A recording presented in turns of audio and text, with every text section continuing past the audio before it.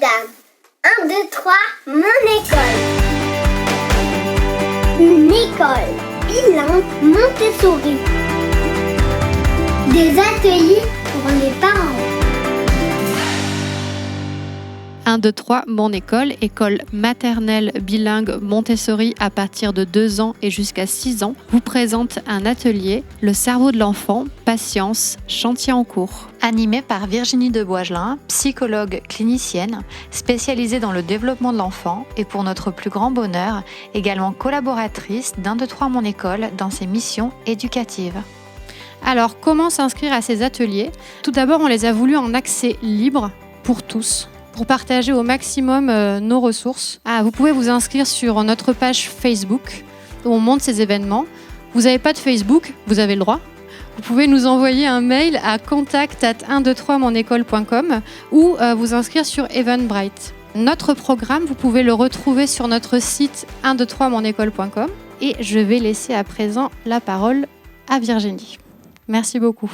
Bonsoir à tous. Merci Goli, Marie-Fanny et Léa de me faire une place dans votre école. Je vous remercie de m'avoir fait confiance pour la première année en tout cas et de renouveler votre confiance cette année dans le choix de joindre mes compétences aux vôtres. Et voilà, dans la seule perspective, j'ai envie de dire de mieux accompagner avec vous, parents, vos enfants. Merci à vous, parents, d'être là ce soir aussi. Et c'est effectivement prendre ce temps-là ce soir, c'est vous accorder du temps aussi à vos enfants et puis à votre enfant intérieur qui habite le parent que vous êtes. Donc, c'est aussi prendre soin de vous et prendre soin de vos enfants. Je pense qu'à la fin de cet atelier, j'espère que vous pourrez vous dire merci et vous féliciter d'être venus ce soir. Alors, une courte présentation. Effectivement, je suis psychologue clinicienne spécialisée dans le développement de l'enfant et en psychoéducation. Donc, c'est des spécialités qui sont venues s'ajouter suite à un parcours de psychologie clinique que j'ai fait à l'école des psychologues praticiens à Paris. Et puis avant ça, je m'étais formée, j'avais un parcours de biologiste, donc j'avais une spécialité en physiologie humaine. Je m'intéressais beaucoup à la génétique. Voilà, donc j'ai un cursus universitaire un peu long et puis j'ai complété en fait mon parcours de psychologue clinicienne par un diplôme universitaire de développement de l'enfant et puis après par des formations complémentaires dans la parentalité. Donc j'ai toujours été intéressée par la clinique du trauma. Donc qui dit clinique du trauma dit également la prévention et l'intervention précoce. Pourquoi ? Parce qu'en fait, le champ de la petite enfance m'a toujours intéressée parce que c'est à cet âge-là aussi que tout est possible, qu'il y a une grande souplesse et plasticité, et puis aussi parce que j'étais fortement intéressée par le travail de terrain et travailler sur les compétences parentales et les compétences éducatives. Donc le secteur de la prévention était quelque chose de fondamental en fait dans mon parcours personnel. Donc aujourd'hui, j'exerce uniquement en libéral et les activités en libéral s'orientent dans 3 axes. Un pôle d'évaluation, donc par le biais de bilan pour les enfants de 2 à 16 ans, donc après adolescents. Un pôle d'accompagnement individuel et puis par la prise en charge de groupe. Et puis un pôle d'intervention donc pour les écoles. Donc là, 1, 2, 3, mon école de façon beaucoup plus régulière et continue. Et pour d'autres écoles à titre plus ponctuel en fait, dans le cadre de formation. Et également certaines crèches. Voilà, je suis également donc sur le plan personnel maman de 2 petites filles, dont l'aînée, en fait, de par son bagage inné et puis aussi acquis, a aussi très tôt manifesté en fait une forte réactivité émotionnelle et qui a généré en fait des grosses difficultés d'adaptation. Au milieu de garde. Donc, il a fallu faire le choix d'un environnement scolaire adapté à cette très grande sensibilité, hypersensibilité en lien avec des problématiques alimentaires. Donc, Laetitia a eu un parcours, maintenant elle a 6 ans et demi, mais elle a eu un parcours en école Montessori. Tout ça pour vous dire qu'effectivement, ce cheminement, il est parallèle, il est à la fois lié à un parcours personnel et un parcours professionnel. Donc, aujourd'hui, ce soir, le premier atelier, effectivement, consiste à évoquer le cerveau de l'enfant, patience, chantier en cours. L'objectif, en fait, c'est de vous transmettre des repères qui soient à la fois clairs mais complets sur le cerveau en maturation, afin d'entrevoir, en fait, les besoins du cerveau en maturation et quelles approches, du coup, éducatives, psychopédagogiques sont plus adaptées à nos enfants. Puisqu'on parle effectivement aujourd'hui beaucoup de l'éducation positive, de la communication non violente, de la pédagogie Montessori. C'est une question de mode ou est-ce que effectivement elles ont vraiment leur légitimité, ces approches ? Donc c'est la question à laquelle on va répondre. Donc, on va partir à la découverte. Le cerveau de l'enfant de 0 à 6 ans, comment grandit-il? Qu'est-ce qu'il caractérise? Et puis, nous allons voir les effets du stress délétère sur le cerveau de l'enfant. Donc, le cerveau, c'est l'organe le plus important de l'être humain. C'est un organe qui est très complexe. Il joue un rôle très important dans toutes les fonctions du corps. Et d'ailleurs, en fait, on décrit la mort par la mort cérébrale.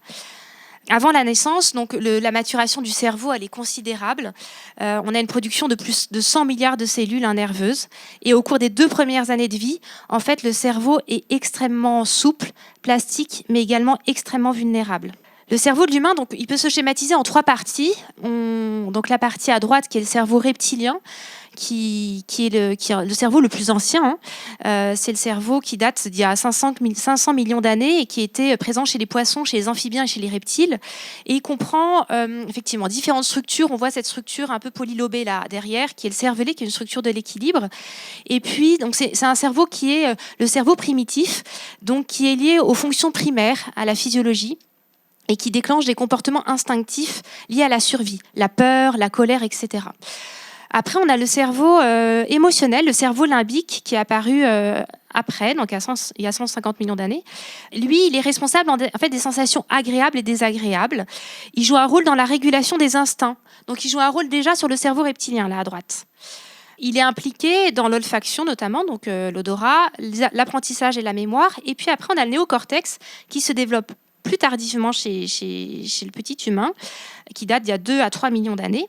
Et il a différents lobes qui interviennent dans les fonctions d'apprentissage, principalement.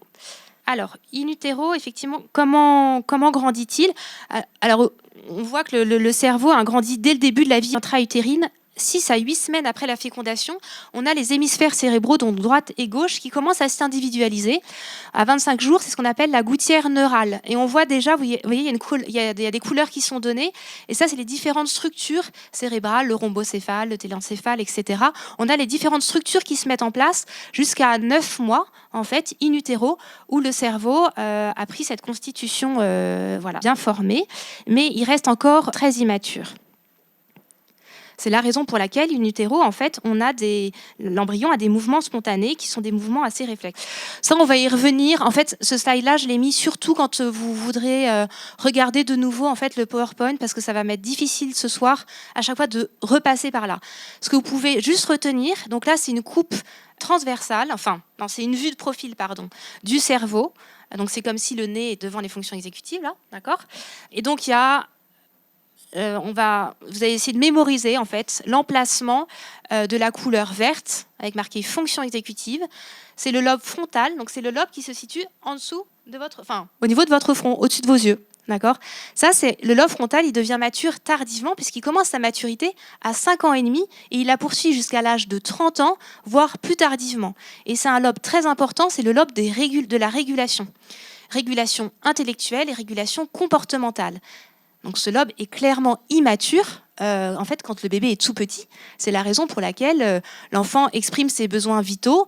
Et chez l'enfant plus jeune, la question des colères dont on pourrait envisager que ce soit un caprice, etc., c'est vraiment lié à l'immaturité de ce lobe-là. Donc il n'y a rien à attendre en fait qu'un enfant se calme par lui-même de 2 à 5 ans. Voilà. Ce n'est pas possible.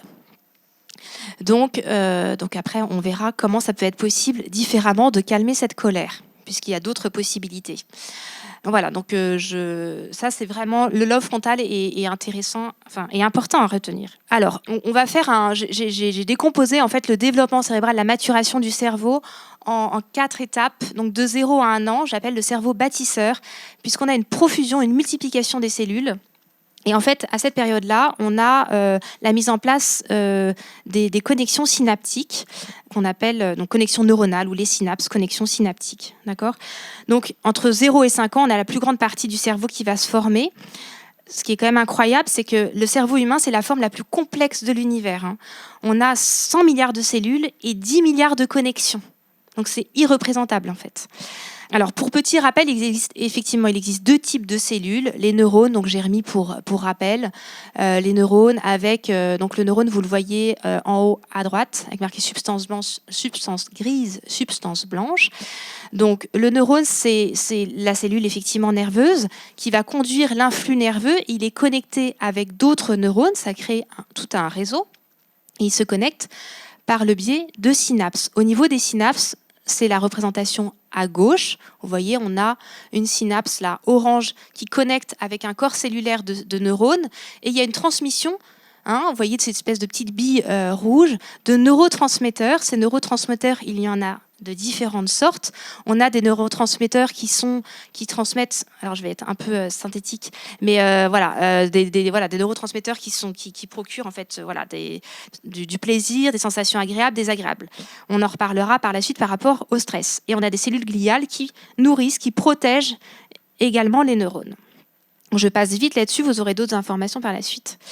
Donc il y a une intense activité de formation de synapses à cet âge-là, quand l'enfant est tout petit. Donc les soins et l'attention donnés à l'enfant sont donc primordiaux à cet âge-là pour assurer son bien-être. Et l'attention et tous ces soins apportés entraînent en fait une stimulation du cerveau de l'enfant. En effet, un petit qui n'est pas stimulé, c'est tout le travail qui a été fait notamment chez les enfants prématurés, lorsque l'enfant en fait est né prématuré et qu'on met dans un petit berceau, on apporte des stimulations qui sont adaptées à son développement pour lui permettre en fait d'évoluer dans l'environnement dans lequel il serait in utero. Donc ces stimulations sont fondamentales, de la même manière que la voix, l'intonation, dans la préparation au langage. Chaque contact, en fait, chaque mouvement et même chaque émotion en fait provoque une activité chimique et électrique au niveau du cerveau. Donc, on peut déjà envisager que si chaque contact, chaque mouvement, chaque émotion, on peut imaginer l'impact en fait que peuvent avoir les fonctions de ce que Winnicott appelle le handling, le holding, c'est-à-dire le porter, le soin porté à l'enfant. On peut imaginer l'impact que ça peut avoir sur cette structure cérébrale si vulnérable et les conséquences et les réactions émotionnelles qui viennent déjà s'engrammer tout petit. Donc, on peut avoir vraiment des questions, des micro-traumas qu'aujourd'hui on ne connaît pas, qu'on n'identifie pas. On sait que l'alimentation a un poids essentiel et qu'il y a des facteurs toxiques et environnementaux qui sont très, très importants à cet âge-là. Et j'insiste sur l'alimentation et sur les facteurs nutritionnels, notamment tout ce qui est les problématiques effectivement d'intolérance alimentaire, qui fait que ça peut générer des douleurs intenses au niveau sensoriel et du coup des réactions émotionnelles par la suite chez le jeune enfant et chez l'enfant, voire chez l'adulte, une symptomatologie qui est en lien avec un stress émotionnel. Voilà. Donc là, vous retrouverez ça. Alors, je précise, pour aller à l'essentiel, qu'effectivement, de 0 à 1 an, les zones hyperactives, mais qui ne sont pas du tout assez développées, c'est le système limbique et le cortex préfrontal. C'est ce que je vous ai... Voilà, la partie verte de tout à l'heure. Et le système limbique, il est niché au cœur de notre cerveau. Si je fais une projection là en 3D sur ma tête, c'est là, au milieu de mon crâne, au milieu de mon nez, le système limbique, il est au cœur de notre cerveau. Et il est en lien avec l'ensemble des autres fonctions en fait du cerveau. Donc il a un impact très, très important, ce système limbique, mais il est tout à fait immature. C'est pour ça que le petit, en fait, il réagit en hurlant pour répondre à ses besoins, notamment vitaux. Il est soumis à un afflux en fait émotionnel et à une impulsion à agir du fait qu'il y a l'activation de la zone limbique qui n'est pas assez mature. Donc, juste une information, effectivement, par rapport au stress chez le bébé qui pleure. Le bébé qui pleure, en fait, il y a une activation de ce qu'on appelle les glandes surrénales. Et que font les glandes surrénales ? Elles sécrètent du cortisol. Le cortisol, c'est ce qui est sécrété notamment au niveau des petites synapses, là, qu'on a vu tout à l'heure, les petits points rouges. Et en fait, il est sécrété en tellement grande quantité que les petits récepteurs de l'autre côté, qu'on avait vu au niveau de la membrane, ne peuvent plus accumuler tout cet afflux de cortisol. Donc, il y a trop de cortisol dans le sang. Et ça peut générer en fait des micro-traumas, là aussi, au niveau émotionnel. Donc le cortisol ne peut plus être absorbé, donc il peut rester des jours, voire des heures, des jours, et ça peut nuire en fait aux structures du cerveau. C'est ce qu'on voit chez des enfants qui sont carencés, chez des bébés qui sont carencés tout petits, nourrissons. Donc le fait de consoler et de cajoler un enfant, donc le cerveau produit un autre neurotransmetteur qu'on appelle l'ocytocine, qui procure le sentiment de bien-être à chaque contact. La raison pour laquelle on recommande de ne jamais laisser pleurer un bébé, ou au moins, s'il pleure, en tout cas, de le consoler et de tenter de le consoler. Voilà. Entre 1 à 3 ans, le cerveau est hyperactif, il se développe hyper vite à cet âge-là. L'enfant acquiert plein de nouvelles habiletés, il en acquiert plein, mais en même temps, il n'a pas les moyens de contrôle. Donc c'est l'enfant qui explore, qui va partout, qui nous fait perdre la tête, et parce qu'en fait, il n'a pas les capacités d'inhibition, de planification, d'organisation de son activité. Tout ça, c'est très immature, et en même temps, il a envie de conquérir le monde.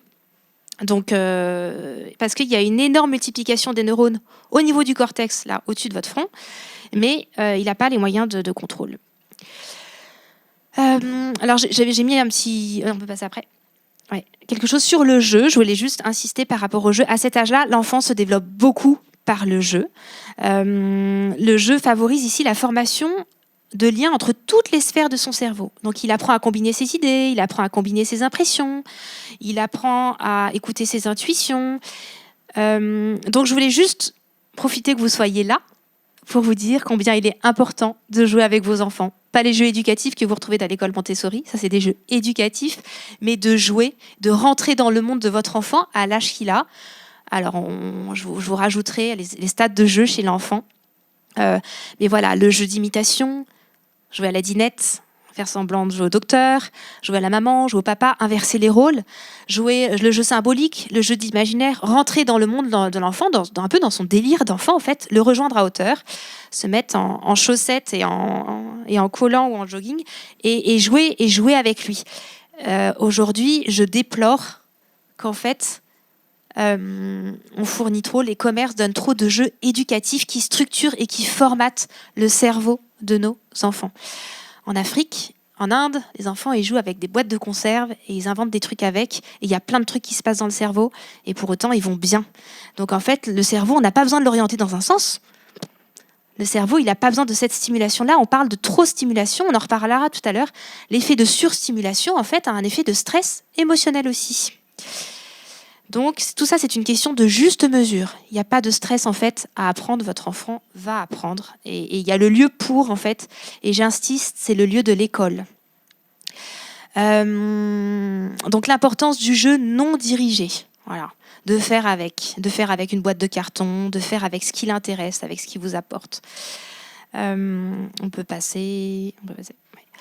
Bon, j'ai mis un peu autre chose là. À cet âge-là, il y a quelque chose qui est important, c'est le développement de la mémoire. En fait, la mémoire se construit à cet âge-là en fonction de ces événements.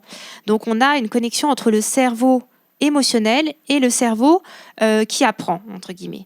Donc, l'enfant, il retient des choses en fonction de ses événements de vie. C'est important chez les enfants qui vivent des choses difficiles parce que du coup, il y a un engramme de... Comment dire? Donc, il y a un engramme, c'est-à-dire une mémorisation d'événements négatifs en lien avec l'apprentissage. Donc du coup, les apprentissages se font en lien avec des émotions qui sont négatives. Donc l'enfant grandissant, par la suite, l'apprentissage effectivement peut être plus rebutant parce qu'il vient faire écho, il réactive en fait des sensations désagréables, anxiogènes. Voilà. Donc la question, voilà, la mémoire à cet âge-là est effectivement en lien avec ce que l'enfant vit. Donc là, on a effectivement le développement du langage. Le langage va permettre de donner du sens, de donner corps à ce qu'il voit. L'enfant est un fin observateur. L'importance de parler avec des mots vrais. L'enfant a le sens du vrai, en fait. Il aime qu'on lui parle avec les vraies choses. Et puis, plus on lui parle avec les vrais mots, les mots de notre monde adulte, plus l'enfant, en fait, va pouvoir mettre du sens autour de ce qui l'entoure. Donc, on reparlera de cette pédagogie du sens. Le langage peut se développer effectivement là dès lors que l'enfant est séparé, qu'il n'est plus dans la symbiose maternelle et pour cela, ça nécessite chez lui d'être suffisamment sécurisé. Donc on en revient à l'étape d'avant qui est d'avoir eu les soins nécessaires et l'attention suffisante pour pouvoir se séparer en toute sécurité. Donc c'est la question de la sécurité affective.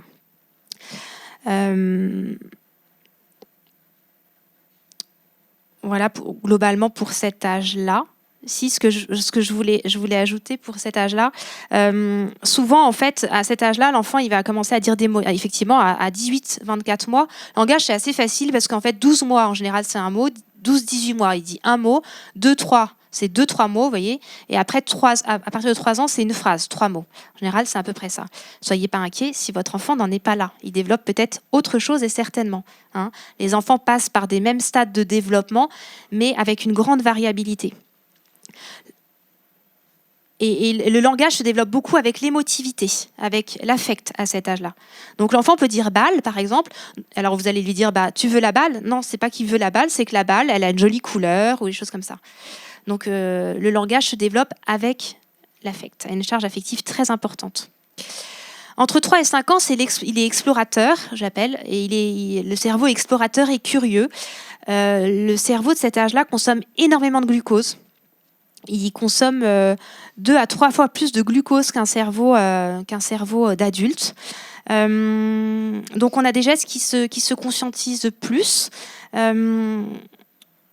Mais on a un rapport à la réalité qui en même temps est en fonction de lui, qui se fait en fonction de lui-même.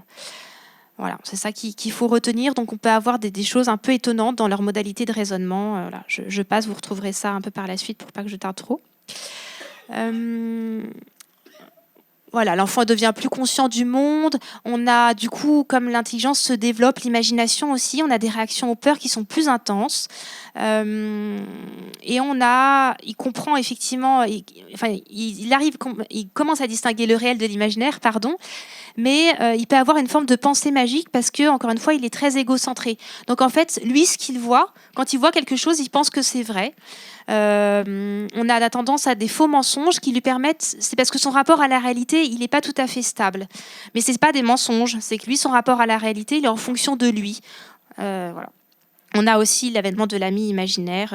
Il s'invente un peu des choses. Donc parfois, on se demande est-ce que notre enfant fabule ou est-ce qu'il développe quelque chose de particulier. C'est la pensée un peu faux-folle de cet âge-là. Parce qu'il y a un peu un rapport entre le réel et l'imaginaire qui n'est pas très bien différencié. À cet âge-là, il a un fort besoin, il y a de nouveaux besoins affectifs et à 4-5 ans, effectivement, il va se décentrer, l'enfant va rentrer davantage dans la mise en place du jeu social, qui est en lien avec le développement du jeu d'imaginaire, du jeu symbolique. On a également le dessin qui commence à être plus structuré, on est moins sous une forme de grabouillage, c'est l'avènement du dessin du bonhomme, donc la réalité prend plus sens pour lui. Observez effectivement les dessins de vos enfants. C'est un indicateur. Alors, il y a beaucoup des praticiens, cliniciens, psychologues qui ont travaillé sur le fait que les dessins donnent un âge de développement ou un quotient intellectuel. Pas tant ça, mais observez-les. C'est passionnant de voir comment, du coup, l'enfant se structure son monde. Et quand le dessin de votre enfant se structure, c'est que ces objets internes, le chaos qu'il habite, commence à prendre forme, commence à prendre une réalité, commence à prendre sens. Et moi, je trouve ça magnifique d'observer les dessins d'enfants qui évoluent. Voilà, donc je vous invite à constituer, si ce n'est pas déjà fait, une pochette de dessins et d'y mettre les dates et de voir à quel moment le dessin s'est structuré. Et en général, c'est corrélé effectivement avec un langage qui est plus fluide et qui est plus structuré. Et une séparation qui s'établit mieux aussi. Donc à cet âge-là, le langage il évolue, le jeu libre se développe. On va passer, ça vous pourrez le relire.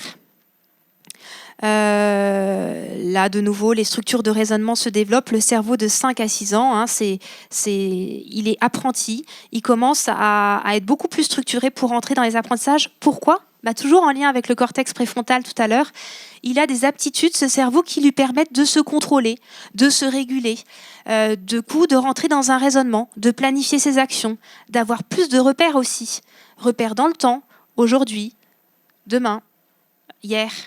Avoir du repère par rapport aux mesures.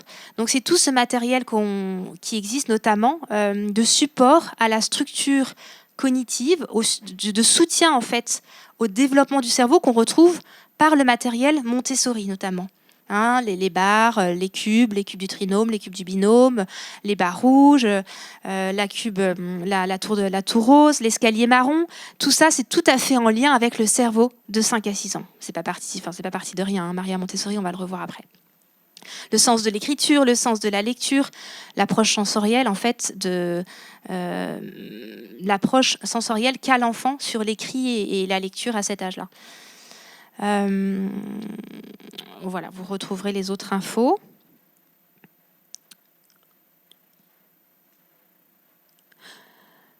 Donc en définitive, le cerveau il se développe par des facteurs innés, avec tout un processus génétique, et des facteurs acquis, facteurs de l'environnement, l'importance des événements, des facteurs toxiques à cet âge-là, des interactions positives.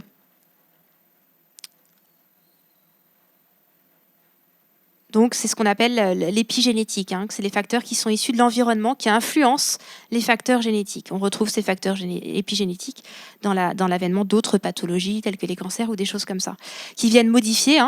Il y a certains événements dommageables pour l'enfant qui viennent vraiment modifier l'orientation génétique de l'enfant et la structure cérébrale de l'enfant, avec parfois des phénomènes qui peuvent être irrémédiables. La pensée de l'enfant de 0 à 6 ans, je vais juste énoncer en fait les principaux titres. Il a une pensée concrète. Il pense par rapport à son point de vue. Il pense par rapport à son point de vue. Il est insensible. Il a des phénomènes un peu contradictoires ou paradoxaux. C'est-à-dire, il veut pas. Il aime les épinards. Tout d'un coup, il les aime plus. Donc, on se dit c'est du chantage. Tu les aimais, tu les aimes plus. Non, c'est pas ça. C'est c'est assez peu stable en fait dans sa tête la question des décisions. Donc il change d'opinion, il dit tout et son contraire, et puis il pense vraiment que c'est vrai parce qu'il voit ce qu'il a vu, donc il pense que ça a une réalité. Je voulais vous dire un truc qui était assez drôle. Est-ce que je vais le retrouver? C'était par rapport à son point de vue. Ah oui. Donc souvent, quand on joue à cache-cache avec un enfant de cet âge-là, entre 0, on va dire, pas 0, mais disons un enfant de 4 ans, on joue à cache-cache avec lui. Et puis, du coup, par exemple, vous, parents, vous êtes le chat, et puis vous demandez à votre enfant, puis aux autres enfants d'aller se cacher. Donc votre enfant de 4 ans, puis des enfants plus âgés, et votre enfant de 4 ans, en fait, il va par exemple mettre ses mains devant son visage. Et puis vous arrivez vers lui et puis vous dites non mais je te vois. Mais lui en fait comme il a l'impression, lui il voit plus les autres. Voilà, c'est égocentré, il voit plus les autres, donc il pense qu'il n'est pas vu. Voilà, ça c'est typiquement la pensée égocentrée avec cette tendance à généraliser puisque moi c'est comme ça, les autres pensent comme moi. Donc ça vous le retrouverez le mémo du parent en éveil. Donc pour, en définitive, connaître et comprendre l'évolution du cerveau, c'est un préliminaire fondamental. Pour moi, c'est un devoir d'information de nous professionnels pour conduire, en fait, pour avoir une approche éducative qui soit plus respectueuse, en fait, des besoins et de là où en est l'enfant. Voilà, on peut passer par la suite. Je vais évoquer rapidement quand même le stress et ses effets sur le cerveau en développement. Alors, oui, tu peux passer à la suite. Où agit principalement le stress? Pareil, là, on a une coupe du coup sagittale là, du cerveau. On a 4 structures, que j'ai mis des ronds de couleurs.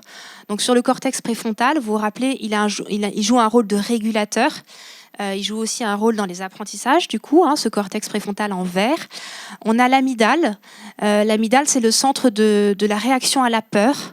L'hippocampe et l'hypothalamus qui ont un rôle important aussi dans les apprentissages. Et l'amygdale, j'ai cité 3NT, c'est 3 neurotransmetteurs, c'est les petites billes là qui s'étaient transmises rouges. Et ça, vous les retrouverez, vous aurez le détail si vous voulez aller plus loin dans mon explication. En tout cas, le stress, vous voyez, il agit très profondément au niveau du cerveau là, dans des structures très internes. C'était pour que vous localisiez plus. Quelles sont les causes du stress dans la vie d'un enfant? Ça peut être des conditions socio-économiques difficiles, ce qui génère un stress chez les parents. Et il y a de nombreuses études qui ont recensé qu'effectivement, les parents sont moins empathiques, sont moins empathiques avec leurs enfants, sont plus tendance à des conduites parfois aussi addictives, de violence. Donc il y a un grand nombre d'études qui démontrent ça. Il y a eu notamment un projet au Canada concernant les classes socio-économiques difficiles, avec la mise en place de centres de psychoéducation pour ces familles et d'intervention au sein des familles, des difficultés familiales en lien avec un événement périodique ou qui dure sur le temps, La maltraitance, donc elle peut être effectivement d'ordre physique, psychique et émotionnel, qui peut générer, d'autant plus si c'est chronique et répété, un stress majeur. Et par la suite des difficultés ou des troubles du comportement par le biais d'agressivité, de troubles anxieux, de dépression, alors chez l'enfant ou devenu plus grand, des maladies pédopsychiatriques, des difficultés d'adaptation et ou d'apprentissage. C'est très général parce que ça serait toute une formation en fait ça. On peut passer à la suite. Les effets du stress sur la structure du cerveau. Donc sur la structure du cerveau, quand je parle structure du cerveau, je parle au niveau même des neurones et des connexions synaptiques. Et ben en fait, on a un phénomène de paralysie. Ça diminue les connexions entre les neurones. Il y a une altération au niveau de la transmission de l'influx nerveux et on a une inhibition de la plasticité, c'est-à-dire que les enfants développent des processus de blocage et qui inhibent, en fait, qui vont empêcher après les processus d'apprentissage. Ça abîme également les télomères. Les télomères, c'est une partie qui se situe au niveau des chromosomes et qui protège les chromosomes du vieillissement. Donc, c'est des enfants qui sont aussi beaucoup plus vulnérables sur le plan immunitaire. Alors là, on peut parler effectivement de la maltraitance massive, majeure, mais on va parler, nous, par la suite de la maltraitance émotionnelle ou de ce que l'on nomme la violence éducative ordinaire, VEO. Donc sur les façons de réagir, en fait, on a effectivement 3 grandes façons de réagir qui sont des moyens essentiels pour notre adaptation. Ces 3 grandes façons sont le traitement de la menace. Et oui, le stress, en fait, nous protège d'un danger imminent. C'est une réaction physiologique normale d'adaptation. Mais ce traitement de la menace, il est perturbé chez l'enfant qui est exposé à de la maltraitance. Ça ne devient plus une condition nécessaire pour survivre. Ça devient en fait une gêne très invalidante parce que le système limbique et l'amygdale, que vous avez vu tout à l'heure là au cœur du cerveau, d'accord, elle est hyperactive. Donc ça fait le même phénomène, elle s'hyperactive. On a une augmentation du cortisol dans le sang. Ce cortisol, on l'a vu tout à l'heure, a un effet délétère sur les neurones et du coup, on peut avoir une destruction ou une moindre fonctionnalité de certaines structures cognitives. Par exemple, on a également, ça atteint certaines autres fonctions qui ont un rôle dans la régulation des émotions, d'où ces troubles d'anxiété, de dépression, donc on a nommé tout à l'heure, de somatisation également. Ça perturbe également le traitement de la récompense. Le traitement de la récompense, c'est que c'est de façon consciente ou inconsciente, en fait, on est tous motivés en général et on cherche tous à avoir du plaisir et on cherche une forme de satisfaction du plaisir. Et en fait, ce système de traitement de la récompense, il est perturbé, il est hyperactif aussi.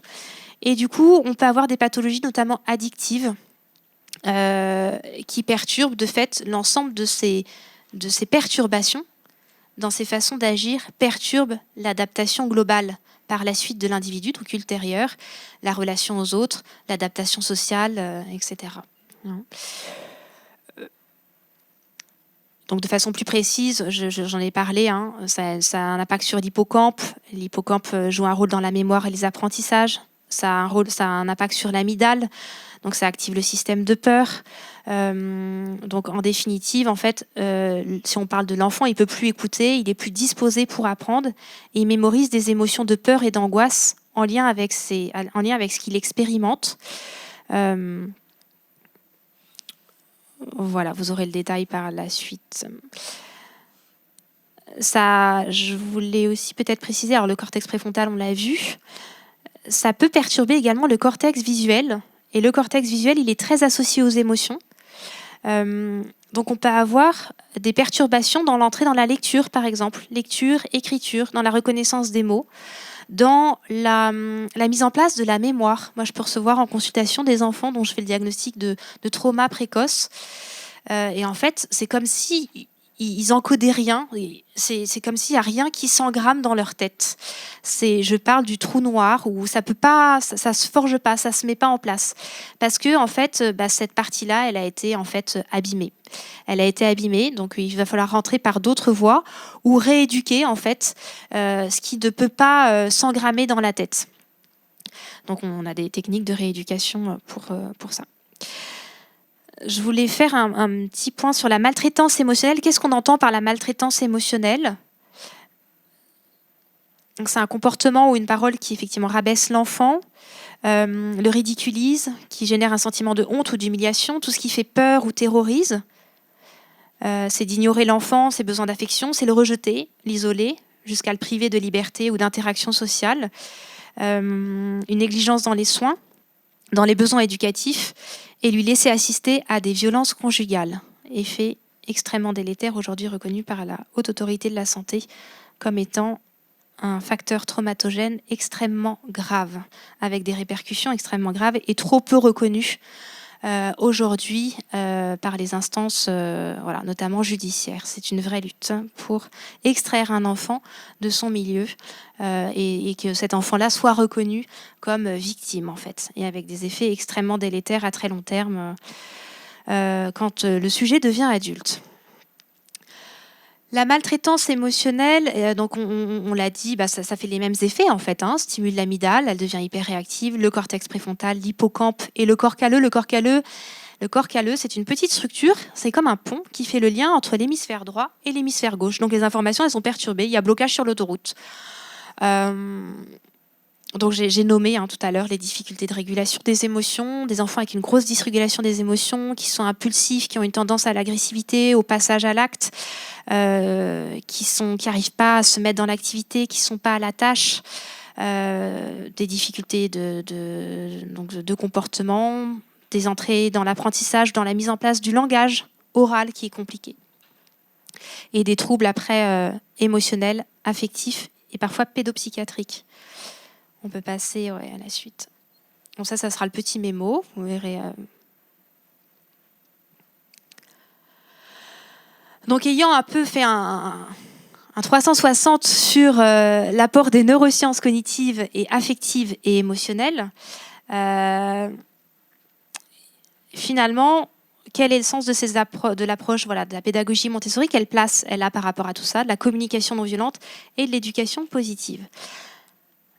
Alors, le sujet étant très large, je me suis dit que je n'allais pas vous présenter effectivement les outils, la mallette parent par slide. Je trouve que ça n'a pas d'intérêt. Je préfère vous présenter les grandes lignes, en fait, les grosses lignes, de ces trois approches-là, qui sont les approches. Alors, la pédagogie Montessori, qui est l'approche, on va dire, cognitive, respectueuse du développement de l'enfant. La communication non violente, l'éducation positive, qui sont les approches éducatives de soutien émotionnel adapté en lien avec le développement émotionnel, affectif de l'enfant qu'on a parcouru ensemble.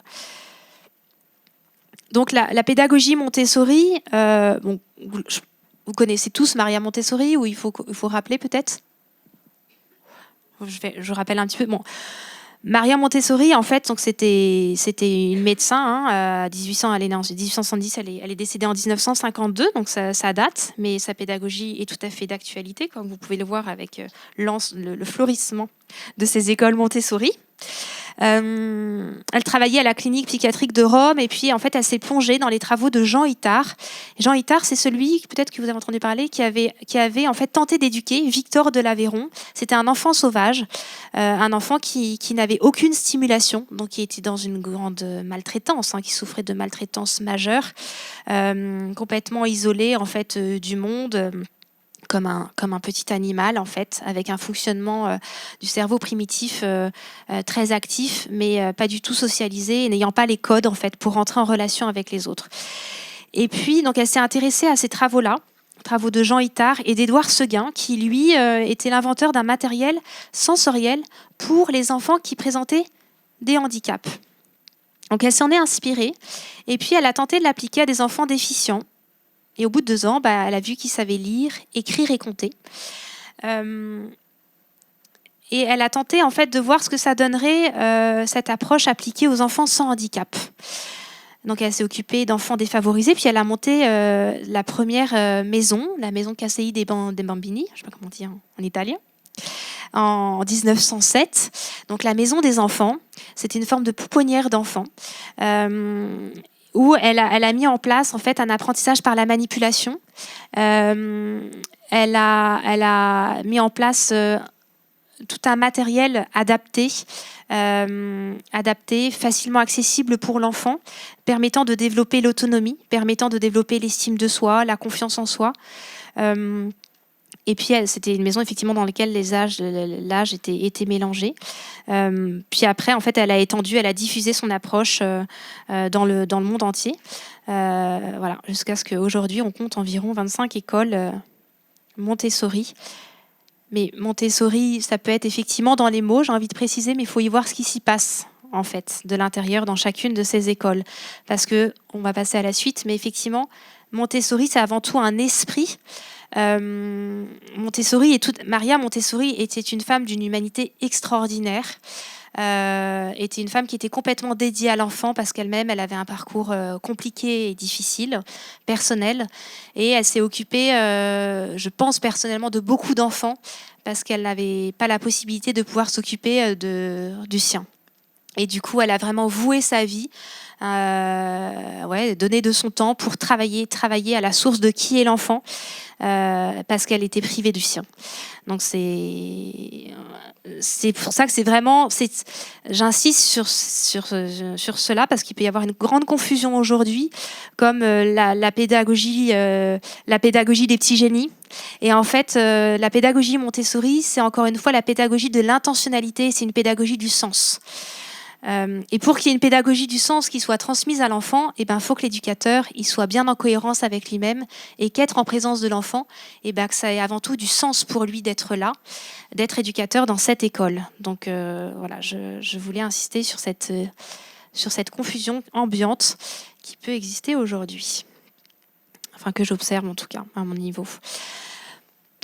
Donc c'est un mode de pensée qui place l'enfant au centre de la pédagogie. L'enfant est considéré avec un grand respect. On a une grande attention qui est portée dans la relation enfant-éducateur. On parle d'éducateur comme educare, éveiller, faire jaillir la source, ça veut dire éveiller vers son potentiel. Donc ça nécessite un préalable, et c'est jamais acquis en fait, une conscience de l'éducateur d'être en présence, d'être en connexion avec le processus qui se passe en l'enfant. Cela implique effectivement le respect du rythme, qui n'est pas de prérequis, d'attente de la part de l'éducateur. Quand je parle éducateur, effectivement, là on parle de l'éducateur montessorien, mais on peut se mettre aussi éducateur-parent dans cette approche Montessori. Ce n'est pas réservé en fait à ce qui se passe à l'école. Donc c'est un regard qui est porteur d'amour et qui est porteur de respect, qui est porteur également de temps dédié à l'enfant. C'est une approche extrêmement rigoureuse et extrêmement humble, où en fait on cède le pouvoir qui rassure en fait, qui nous rassure, le savoir. On n'est pas en sachant, on est dans une posture d'accueil et de se laisser entrevoir de ce que l'enfant va m'apporter là dans la situation, de se laisser recevoir de l'enfant, sans pour autant, bien sûr, l'enfant reste l'enfant et l'adulte reste l'adulte. Donc, le rôle fondamental de l'adulte est de lui apporter, je vous le rappelle, la sécurité en fait affective. Donc, la question du cadre et de limite est extrêmement rigoureux dans une ambiance Montessori. Et également, du coup, dans une approche parentale montessorienne. Mais c'est une question de cohérence, et l'importance est donnée à la cohérence, et donnée aussi à la connexion. J'aime bien ce mot-là, on reste en connexion avec, et du coup, il y a une place qui est laissée au partagé émotionnel. Voilà, on ne se cache pas derrière son savoir, encore une fois, mais on est dans la relation avec l'enfant, donc qui dit être dans la relation, on est en connexion avec nos affects et nos émotions. Et on en fait part aussi à l'enfant. Par là même, en faisant part, on développe chez l'enfant ses aptitudes en fait d'empathie et ce qu'on appelle les compétences socio-émotionnelles, gros sujet aujourd'hui, dans tout ce qu'on nomme le climat scolaire. Donc l'enfant effectivement apprend par lui-même. Pourquoi ? Parce que le matériel va lui permettre d'explorer par lui-même et d'être à même de pouvoir le faire sans être en danger. C'est un matériel qui est extrêmement stimulant parce qu'il est beau, c'est un matériel qui est esthétique, qui est précieux. C'est quelque chose qu'on entend dans les ambiances Montessori, qu'on peut dire à la maison. L'eau est précieuse. Voilà, ça vient de la nature et prends-en soin. Mais l'enfant peut prendre soin de ce matériel dès lors qu'en fait, dans la relation éducative, on prend soin de lui. Donc, avant tout, l'approche Montessori se caractérise par le soin porté à l'enfant et de fait, tout le matériel est soigneux, et beau et respectueux, comme lui. Voilà sur l'approche. L'approche, elle est fine, elle est exigeante. Elle répond à 4 besoins fondamentaux. Se sentir aimé, en confiance. C'est la question du non-jugement. L'enfant explore le matériel parce qu'il y a une démonstration qui est faite par l'adulte, mais l'adulte n'est pas en attente de résultats. Par exemple, quand un enfant dessine, on ne demande pas « Qu'est-ce que tu as voulu faire ?» Ça, c'est une approche qui est centrée sur le résultat. Si on s'intéresse au processus, et c'est une approche qui est centrée sur le processus, ce qui fait que c'est des enfants qui, en fait, ne sont pas dans la compétition. Ils développent d'emblée, dès leur plus jeune âge, en fait, la coopération. Donc, ça développe des fondamentaux, une force, en fait, interne chez ces enfants, qui est la confiance en soi. Il est respecté, néanmoins, il est soutenu. Il est soutenu par l'adulte, il est contenu par l'adulte. J'ai fait quelque chose autour des périodes sensibles du développement, mais je vais juste les nommer, je ne vais pas les détailler. Mais c'est un concept extrêmement important qui est en lien avec ce qu'on a dit tout à l'heure, c'est-à-dire que Maria Montessori a défini des périodes sensibles. Ces périodes sensibles, elles ont été empruntées à un biologiste qui avait observé des chenilles et qui avait observé que les chenilles, en fait, quand c'était des petites chenilles, elles se tournaient vers la lumière pour manger telle substance et quand elles grandissaient, elles changeaient d'orientation, elles allaient dans un autre sens par rapport au tronc et elles allaient chercher une autre substance. Et en fait, ces périodes sensibles correspondent en fait à des étapes, à des stades de développement de l'enfant. Et le matériel Montessori est développé en prenant soin de ces périodes sensibles. Donc ce qui se passe, c'est que comme l'enfant va choisir du coup spontanément ce qui lui correspond, le stade où il en est dans une ambiance Montessori. Et il n'est pas soumis, parce que peut-être qu'il n'en est pas là, il n'est pas soumis à faire du graphisme s'il n'en est pas là, s'il n'est pas passé par la période sensible, qui était la période sensible de l'ordre, par exemple, qui est une période sensible fondamentale dans la construction de ses objets internes. Donc l'enfant, en fait, apprend là avec attention, il apprend naturellement, sans effort et avec plaisir. Donc les périodes sensibles, ça désigne plus largement des prédispositions intérieures. On est vraiment sur cette notion-là de construction intérieure. On n'est pas dans la construction qui vient de l'extérieur, mais on part de ce qui se passe en l'enfant. Donc il développe des prédispositions intérieures et des sensibilités particulières. Et l'enfant peut passer beaucoup de temps sur une période sensible. Mais si en fait on l'empêche d'aller jusqu'au bout de cette période sensible, il risque par la suite de s'y désintéresser, de ne pas avoir été jusqu'au bout de son processus. Et en fait, on court-circuite cette période sensible et par la suite, l'apprentissage intellectuel ou en lien avec cette période sensible peut être beaucoup plus laborieux pour lui. Donc je vais passer sur la caractéristique des périodes sensibles, vous les retrouverez. On a la période sensible de la période sensible de l'ordre. Tu peux passer, ouais. Vous les retrouverez. Tu peux passer. Période sensible de l'ordre, période sensible du mouvement, très important, fondamental même. L'enfant apprend par le mouvement. C'est une ineptie, une hérésie de voir tous ces enfants de CP qui sont obligés de rester assis sur leur chaise. Je le dis et je le nomme et j'assume pleinement ce que je dis. La question, l'intelligence kinesthésique, le premier développement, c'est le cortex sensorimoteur chez le jeune enfant. Donc l'entrée en fait corporelle est importante et pour nous aussi adultes, il est recommandé qu'on se lève 20 fois de sa chaise. Voilà, donc peut-être que demain matin, on sera amenés tous à le faire. Mais en fait, il faut bouger, d'où la question de la pause café aussi, qui a tout son sens. Peut-être plusieurs pauses café ou changer par un verre d'eau. Mais il faut se lever, en fait, parce que ça active et ça donne du mouvement à notre cerveau. Enfin bref, ça restimule en fait certaines voies sensorielles et neuronales et voilà, de circulation sanguine aussi. Période sensible du mouvement, période sensible du langage, qui conditionne effectivement, qui structure la vie psychique. Cette période sensible est très importante. Elle s'établit en 3 stades dans l'apprentissage, notamment en ambiance Montessori. Je passe la période sensible du raffinement sensoriel, très important aussi. Donc je voulais juste dire 3-4 mots sur la communication non violente et l'éducation positive. La communication non violente, c'est Marshall Rosenberg, qui était un psychologue américain, qui avait développé un centre pour la communication non violente. Et en fait, lui, il a beaucoup travaillé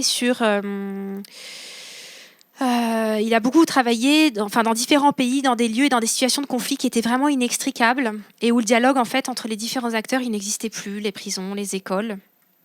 Et il a développé des formations pour les familles, les milieux éducatifs. Ça a été l'élève en fait de Carl Rogers. Si certains connaissent, Carl Rogers, c'est un psychologue qui fait partie du mouvement de la psychologie humaniste et qui part du principe en fait que toute personne à son plein potentiel et la place est vraiment donnée à la qualité de la relation, au non-jugement, à l'attitude chaleureuse et encourageante, à l'empathie. Il a écrit un livre, malheureusement que j'ai oublié, qui s'appelle « Le développement de la personne », qui est tout à fait passionnant et que je trouve tout à fait d'actualité dans ce que le monde et notre monde d'adulte traverse aujourd'hui et les enjeux sociétaux d'aujourd'hui. Donc, la communication non violente, en fait, reprend ce que disent les neurosciences affectives et sociales, à savoir l'importance de la relation de qualité avec l'enfant, c'est-à-dire d'être empathique et bienveillant. C'est repris par la communication non violente. L'enfant a besoin d'une qualité de relation faite d'empathie, d'être connecté à ses émotions et à celles de l'autre, de savoir exprimer ses émotions, de les comprendre et de comprendre que ses besoins peuvent être satisfaits. Donc c'est une approche qui invite à développer l'art du dialogue, à apprendre à communiquer entre enfants et adultes, entre adultes et adultes, bien sûr. Mais là, je parle de la relation de parent à son enfant, de communiquer de façon empathique avec l'autre. Et pour cela, en fait, le préambule, c'est d'être connecté soi-même avec ses propres émotions. Et en tant que parent, effectivement, pour plusieurs raisons, pour des raisons qui sont en lien avec notre enfance, qui sont en lien avec nos événements de vie, on n'est parfois pas du tout connecté avec nos émotions. On a dû s'en protéger, on a dû les mettre à distance. Ou alors on n'a pas le temps de les rejoindre en fait parce que le monde est ainsi fait qu'on est dans un mode de pensée opératoire. C'est une approche qui consiste à décoder ce qui se cache derrière les comportements, à s'interroger. Mais c'est une approche qui ne peut pas se faire sans un éveil à la conscience en soi. En fait, c'est une démarche qui consiste à s'observer soi-même, à observer ses sentiments, ses besoins aussi, ses besoins dans la situation de crise de colère de son enfant. Qu'est-ce que j'observe ? Quel est mon sentiment de parent ? Quel serait mon besoin dans l'instant présent ? Et quelle demande je vais formuler à mon enfant par rapport à cette colère ? C'est vraiment cette démarche qui est compliqué parce que c'est un processus en fait, c'est tout un processus, j'ai envie de dire, qui conduit une vie, qui est l'éveil à la conscience de soi pour s'éveiller plus à la conscience de l'autre. Donc ça nécessite de faire de fait un travail. Je ne parle pas forcément de travail psychothérapeutique, mais un travail sur soi. Parce que c'est savoir aussi exprimer ses émotions, et savoir exprimer ses émotions, c'est savoir faire le lien entre ce que l'éprouver ou la sensation désagréable que j'ai quand mon enfant fait une colère, c'est de savoir nommer en fait en quoi elle me dérange, c'est pouvoir la nommer à l'enfant, et puis c'est de formuler effectivement ce besoin et cette demande à l'enfant. Donc ça nécessite en fait de pouvoir à la fois assumer ses ressentis et se rendre accessible pour être plus lisible. C'est un éveil à la conscience et à la responsabilité. Alors je mettrai différents outils en lien avec la communication non violente. C'est une approche centrée sur la relation empathique. Donc moi je dis que c'est un processus effectivement qui prend du temps et qui s'expérimente. Alors le terrain de jeu effectivement c'est la vie. On a toute la vie pour s'optimiser dans la communication non violente. On peut commencer. L'avantage c'est qu'on peut commencer à tout moment et qu'en fait on n'a pas besoin d'inventer un terrain, puisque c'est le terrain de vie, c'est la vie. Et les partenaires, c'est ceux qui nous entourent. Donc c'est une approche expérimentale, c'est pas une méthode, puisque vous avez bien compris que c'était un processus en soi. La discipline positive, donc au service de faire grandir. La discipline positive, c'est tout ce qui concerne l'éducation bienveillante, l'écoute active. Vous avez peut-être entendu parler de ça, Faber et Maslich. La discipline positive, c'est pas la discipline laxiste. Ça n'a rien à voir. C'est une discipline qui est ferme et qui est bienveillante.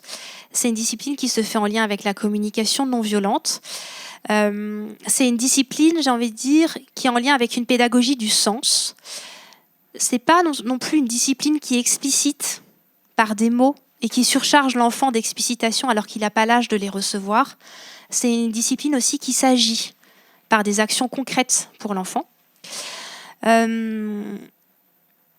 Et qui développe effectivement la question de la coopération et la relation de confiance entre l'adulte et l'enfant. Il y a 8 fondements effectivement à cette éducation positive.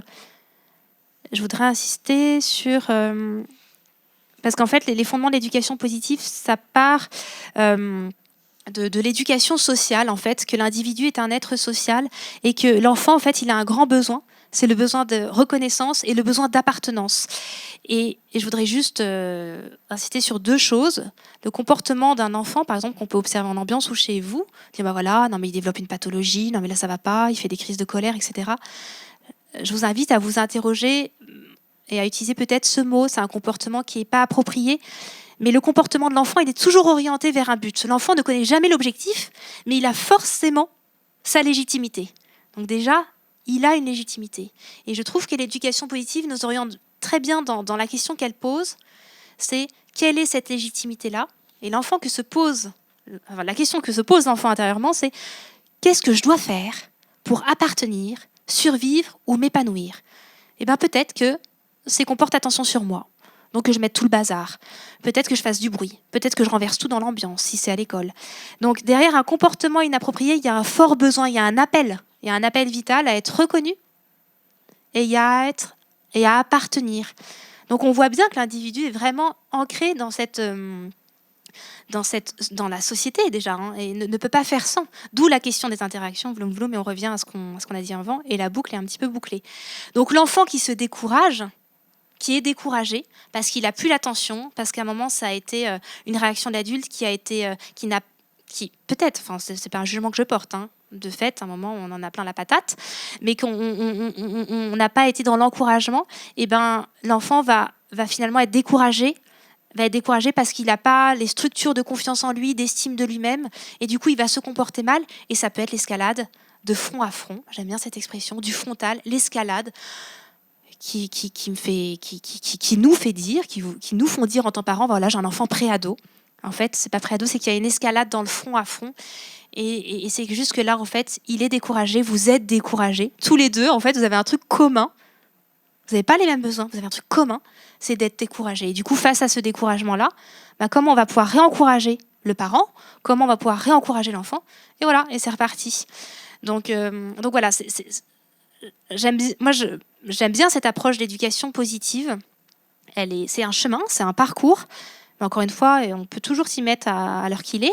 Et c'est en même temps une approche. C'est une approche intéressante parce qu'en fait, l'enfant nous modèle. Voilà, pourvu qu'on se laisse modeler aussi, mais voilà, on reçoit de l'un et de l'autre, et du coup, ça crée des relations avec son enfant qui sont vraiment édifiantes et qui peuvent être vraiment magnifiques. Voilà. Merci beaucoup, Virginie.